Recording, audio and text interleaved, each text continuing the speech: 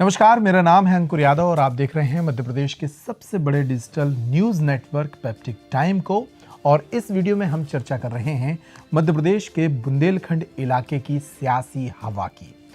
मध्य प्रदेश का बुंदेलखंड का वो हिस्सा जो उत्तर प्रदेश की सीमा से सटा है, उस इलाके की 26 सीटों पर मतगणना के पहले क्या कयास लगाए जा रहे हैं, हम इस सीरीज पर लगातार बात कर रहे हैं। और आज इस शो में बात करेंगे इस हिस्से के दो जिलों की, टीकमगढ़ और निवाड़ी। इसके पहले कि इन हिस्सों की हम बात करें, इन जिलों की बात करें, हम 2018 की तस्वीर को आपके सामने रखें और उसके बाद शुरू करें टीकमगढ़ और निवाड़ी में क्या होने वाला है। दरअसल 2018 की अगर बात करें तो सागर संभाग के 6 जिलों की 26 विधानसभा सीटों में से 14 विधानसभा सीटें भाजपा ने जीती थी और 10 विधानसभा सीटों पर कांग्रेस काबिज हुई थी। एक सीट पर बसपा और एक सीट पर सपा ने बाजी मारी थी। इस तरह से इन 26 सीटों का बंटवारा हुआ था।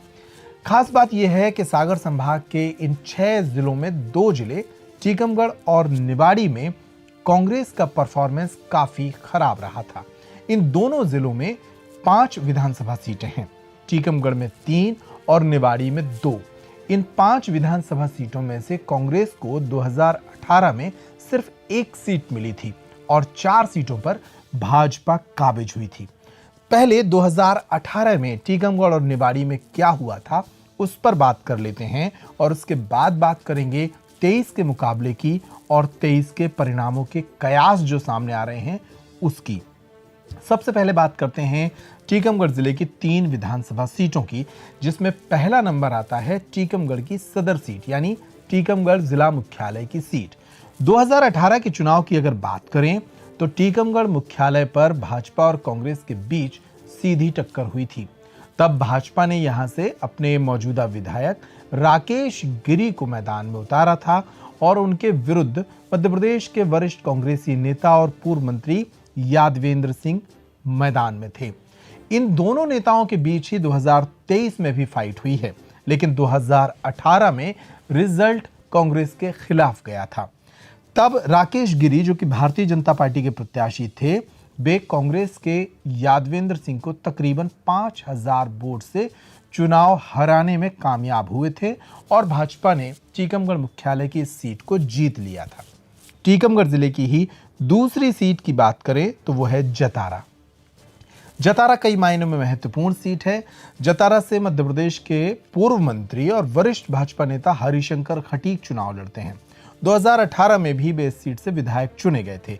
भाजपा ने उन्हें 2018 में अपने प्रत्याशी के तौर पर मैदान में उतारा था, तो वहीं इस सीट पर तत्कालीन गठबंधन का प्रत्याशी मैदान में उतरा था। कांग्रेस ने तब इस सीट पर अपना प्रत्याशी नहीं उतारा था, जबकि महानता दल के खाते में यह सीट गई थी, जो गठबंधन उस समय कांग्रेस के साथ महानता दल ने किया था।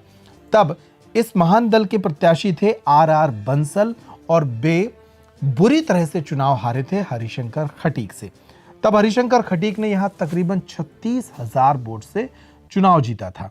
तो टीकमगढ़ की पहली सीट टीकमगढ़ और दूसरी सीट जतारा, इस पर भी भाजपा का ही कब्जा हुआ था।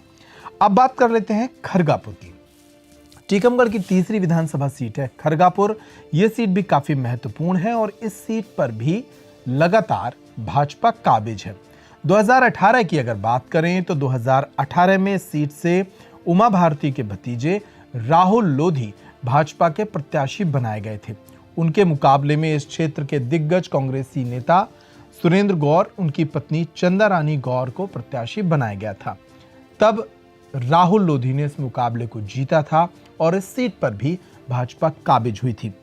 तब अगर 2018 की स्थिति को देखें और उस समय की बात करें तो तकरीबन 12,000 मतों से यह चुनाव राहुल लोधी ने जीता था। उमा भारती के प्रभाव वाली ये सीट मानी जाती है और खरगापुर से तब भारतीय जनता पार्टी ने यह मुकाबला 12,000 वोट से जीता था।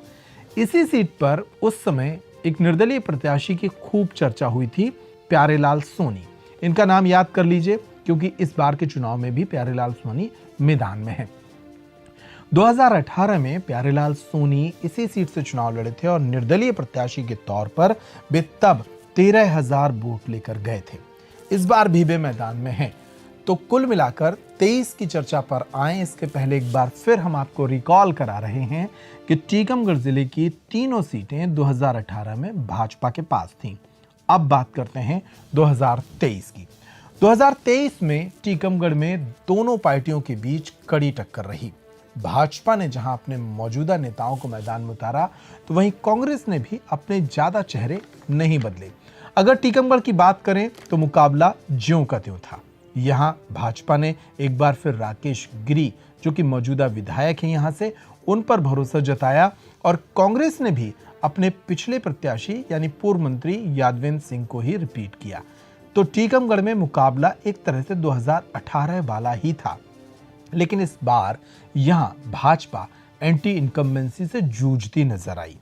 इस बार भाजपा को टीकमगढ़ जीतने के लिए काफी संघर्ष करना पड़ रहा है, और वो इसलिए क्योंकि भाजपाई खेमे में यहां तगड़ी बगावत हुई। भाजपा के दो बड़े नेता के श्रीवास्तव और राजेंद्र तिवारी ने चुनाव के ठीक पहले भाजपा से बगावत कर दी। के श्रीवास्तव ने तो निर्दलीय फॉर्म भी भरा, चुनाव भी लड़े, और इस तरह से भाजपा को एक बड़ा नुकसान इस सीट पर झेलना पड़ सकता है। इस सीट पर यादवेंद्र सिंह 2018 के मुकाबले मजबूत होते दिखे। पिछले निकाय चुनाव में भी उन्होंने जिस तरीके से यहां की नगर पालिका पर कब्जा किया और जिस तरीके से इस चुनाव में कांग्रेस का परफॉर्मेंस रहा, उससे भी कांग्रेस थोड़ा सा प्रोत्साहित है, इस सीट पर थोड़ा उत्साहित है। इस सीट पर परिणाम जो भी हो, लेकिन इस बार 2018 जैसी स्थिति नहीं है और यहां पर कांग्रेस उलटफेर करने की स्थिति में है। हालांकि लाडली बहना योजना का बहुत बड़ा इंपैक्ट इस इलाके में देखा जाता है। बड़ी संख्या में महिलाओं ने वोट डाले हैं, और अगर उस वोट में बड़ी संख्या महिला मतदाताओं की है जो लाडली बहना योजना से प्रभावित होकर भाजपा को वोट देकर आई हैं, तो भाजपा यहां मौजूदा स्थिति में बनी रहेगी। लेकिन जो आफ्टर पोल जो कयास सामने आ रहे हैं, उसके मुकाबले टीकमगढ़ में कांग्रेस काफी मजबूत है। अब बात करते हैं खरगापुर विधानसभा सीट की। उमा भारती के प्रभाव वाली सीट खरगापुर में भी इस बार मुकाबला 2018 के जैसा ही था। दोनों पार्टियों के प्रत्याशी भी वही थे। भाजपा ने जहां उमा भारती के भतीजे और मौजूदा विधायक राहुल लोधी को मैदान में उतारा, तो वहीं कांग्रेस ने इस सीट पर अपने पुराने प्रत्याशी के तौर पर ही, जो पिछला चुनाव लड़ी थी चंदा गौर, उन्हें ही मैदान में उतारा था। मुकाबला तकरीबन 2018 के जैसा ही रहा। यहां ओबीसी फैक्टर काफी हद तक कारगर साबित कर रहा है, और भारतीय जनता पार्टी ग्रामीण सीट पर महिला मतदाता और ओबीसी फैक्टर होने के कारण मजबूत स्थिति में नजर आ रही है। इस इलाके में चंदा रानी गौर भी लगातार 5 वर्षों तक सक्रिय रही। उनके कार्यकर्ताओं का जो उत्साह है वो बता रहा है कि इस इलाके में भी एंटी इनकम्बेंसी की बदौलत जीत की कल्पनाएं कर रहे हैं, सपने देख रहे हैं। इस सीट पर फाइट बहुत ही तगड़ी थी। एक कांटे का मुकाबला भाजपा और कांग्रेस के बीच रहा, और जो मुकाबला 2018 में था, तकरीबन वही मुकाबला 2023 में भी देखने को मिला। इस सीट पर क्या हो सकता है, फिलहाल इसके कयास नहीं लगाए जा रहे हैं, लेकिन कहा यह जा रहा है कि इस सीट पर एक बार फिर भाजपा मजबूत स्थिति में है। अब बात करते हैं टीकमगढ़ की एक और मजबूत सीट की, जिसका नाम है जतारा, और इस सीट पर काफी महत्वपूर्ण चुनाव होता है, क्योंकि मध्य प्रदेश शासन के पूर्व मंत्री हरिशंकर खटीक यहां से चुनाव लड़ते हैं। वे इस बार भी भाजपा के प्रत्याशी थे। टीकमगढ़ की यह रिजर्व सीट है। हरिशंकर खटीक इस बार भी भाजपा के प्रत्याशी थे, और कांग्रेस ने इस बार, चूंकि गठबंधन नहीं था, इसलिए कांग्रेस ने इस सीट पर इस बार किरण अहिरवार को मैदान में उतारा था। किरण अहिरवार कौन है? किरण अहिरवार कांग्रेस की ओर से टीकमगढ़ लोकसभा का पिछला चुनाव लड़ चुकी हैं। तब वे लोकसभा चुनाव हारी थी केंद्रीय मंत्री वीरेंद्र कुमार से, जो कि भाजपा के प्रत्याशी थे उस समय, और किरण अहिरवार ये चुनाव हार गई थी। किरण अहिरवार ने 2018 के चुनाव में भी प्रयास किया था, और इसके बाद अब वे 23 में इस सीट को चिन्हित कर लगातार सक्रिय थी और काम कर रही थी। इसलिए कांग्रेस ने उन्हें 2023 में हरिशंकर खटीक के विरुद्ध मैदान में उतारा था। किरण अहिरवार को उम्मीद है कि इस सीट पर जो अहिरवार मतदाता हैं, उनकी बदौलत वे चुनाव जीत सकती हैं। हालांकि इस इलाके में हरिशंकर खटीक को काफी मजबूत नेता माना जाता है। भारतीय जनता पार्टी के गढ़ के तौर पर जतारा विधानसभा सीट को देखा जाता है, इसलिए जतारा विधानसभा सीट पर भारतीय जनता पार्टी इस बार भी काफी मजबूत लग रही है। भारतीय जनता पार्टी की दृष्टि से अगर देखें तो टीकमगढ़ जिले की तीनों विधानसभा सीटों में से खरगापुर और जतारा में भारतीय जनता पार्टी मजबूत है और टीकमगढ़ में कांग्रेस थोड़ा मजबूत नजर आ रही है। अब बात करते हैं पड़ोसी जिले निवाड़ी की। टीकमगढ़ से ही अलग होकर बना है जिला निवाड़ी, जिसमें है 2 विधानसभा सीटें। 2018 में निवाड़ी जिले की इन दोनों विधानसभा सीटों निवाड़ी और पृथ्वीपुर में क्या हुआ था, पहले उसको जान लेते हैं। अगर 2018 की बात करें तो निवाड़ी सीट पर 2018 में काफी दिलचस्प मुकाबला हुआ था। तब यहां कांग्रेस कुछ खास नहीं कर पाई थी, मुकाबला भाजपा और समाजवादी पार्टी के बीच था। यह वो सीट है जहां पर समाजवादी पार्टी के बड़े नेता और झांसी जिले के एक ऐसे चर्चित नेता जिनके विरुद्ध अभी उत्तर प्रदेश में बड़ी कार्रवाइयां योगी आदित्यनाथ सरकार ने की थी, दीप नारायण यादव, उनकी पत्नी मीरा यादव चुनाव लड़ती हैं। समाजवादी पार्टी से भी 2018 में भी प्रत्याशी थी, इस बार भी वे समाजवादी पार्टी से प्रत्याशी हैं। 2018 में तकरीबन 8000 वोट से मीरा यादव चुनाव हारी थी और चुनाव जीते थे भाजपा के अनिल जैन। अनिल जैन कौन है? अनिल जैन निवाड़ी सीट से लगातार चुने जा रहे विधायक हैं। उनको ये क्रेडिट भी जाता है कि उन्होंने निवाड़ी को अलग जिला बनवाया है, वे इसकी मुहिम चलाते रहे और लगातार वो इस क्षेत्र के लिए काम करते रहे और शिवराज सिंह चौहान के काफी पसंदीदा नेता माने जाते हैं। इस बार भी भाजपा ने उन्हें अपना टिकट दिया था। मौजूदा विधायक के तौर पर वे भाजपा के प्रत्याशी इस बार भी थे। तो अनिल जैन भाजपा के प्रत्याशी 2018 में भी थे, 2023 में भी थे। 2018 में भी सपा से प्रत्याशी मीरा यादव थी, 2023 में भी सपा से प्रत्याशी मीरा यादव थी। इस बार क्या बदला? इस बार हुई है कांग्रेस की एंट्री। निवाड़ी में काफी पशुपेश और विवादों के बाद यहां कांग्रेस ने अमित राय को अपना प्रत्याशी बनाया था। अमित राय वैसे तो पहले भाजपा में काम करते रहे, लेकिन चुनाव के कुछ वर्ष या कुछ महीने पहले वे कांग्रेस में आए थे। कांग्रेस से यहां टिकट की दावेदारी रोशनी यादव कर रही थी, जो पहले भाजपा में काम कर रही थी और कांग्रेस से जुड़कर उन्होंने दावेदारी को मजबूती से रखा था। लेकिन कांग्रेस ने रोशनी यादव को टिकट नहीं दी थी और अमित राय को मैदान में उतारा था। अमित राय और फिर बाद में समझौता हुआ तो रोशनी यादव मिलकर इस सीट पर कांग्रेस के लिए मजबूती से काम करते रहे। इसलिए निवाड़ी विधानसभा सीट पर 2023 में एक मजबूत त्रिकोणीय संघर्ष की स्थिति निर्मित हुई है। भाजपा से अनिल जैन, कांग्रेस से अमित राय और समाजवादी पार्टी से मीरा यादव, ये 3 नेताओं के बीच निवाड़ी में एक त्रिकोणीय संघर्ष रहा। कयास क्या है? कयास आफ्टर पोल जो सामने आ रहे हैं उसके मुताबिक यहां भाजपा इस बार कमजोर है। मुकाबले में समाजवादी पार्टी थोड़ा मजबूत नजर आ रही है।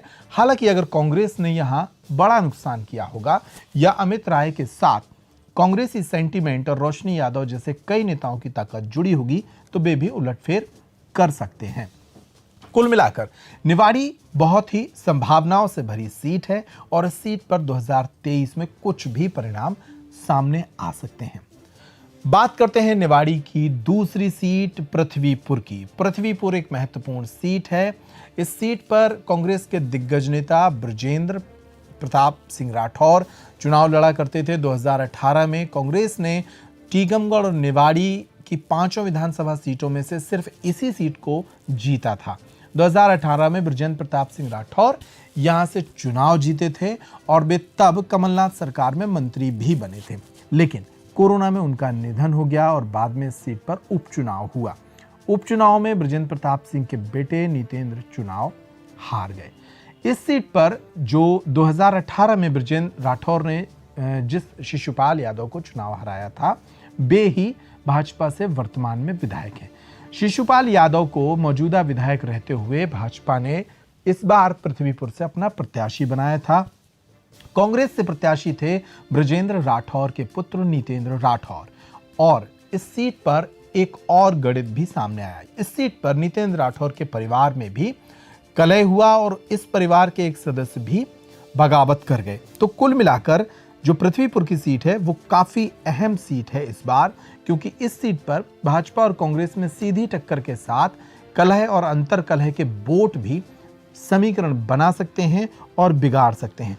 2018 की बात करें तो तब बृजेंद्र सिंह ने यह चुनाव 7,500 वोट से जीता था, लेकिन 2023 में यहां सीधी टक्कर है भाजपा के शिशुपाल यादव और कांग्रेस के नितिन राठौर के बीच।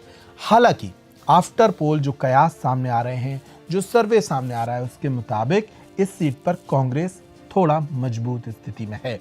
कांग्रेस एक अपर हैंड है, एंटी इनकम्बेंसी झेलनी पड़ रही है इस सीट पर भाजपा को, जिसका नुकसान भाजपा को हो सकता है। तो निवाड़ी की पृथ्वीपुर सीट पर कांग्रेस मजबूत है।